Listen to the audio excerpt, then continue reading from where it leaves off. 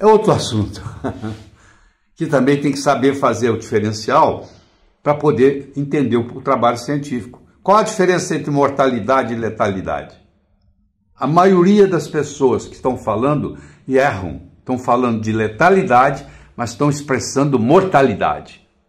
Bom, se você não sabe a diferença entre mortalidade e letalidade, é complicado. Você vai aprender comigo aqui, não tem problema nenhum.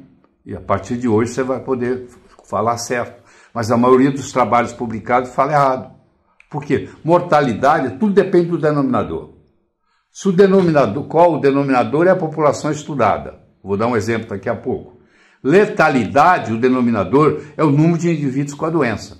Vamos dar o seguinte exemplo. Vamos. Em uma população de 1000 indivíduos, 100 estão enfermos com doença grave e 10 desses com a doença morreram num período de 1 ano.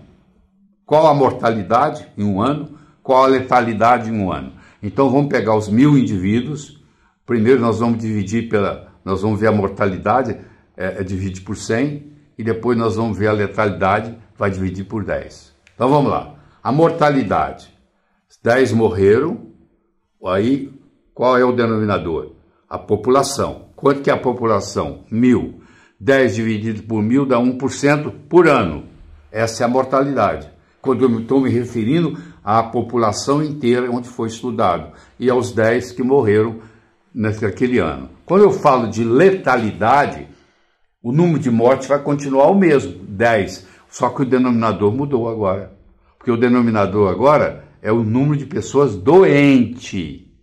Doente. Na época da pandemia, essas duas palavras eram confundidas a cada instante, a cada entrevista na televisão. Olha só, a letalidade sempre é muito maior do que a mortalidade. No caso nosso aqui, a letalidade é 10 vezes maior que a mortalidade. O erro é de 10 vezes.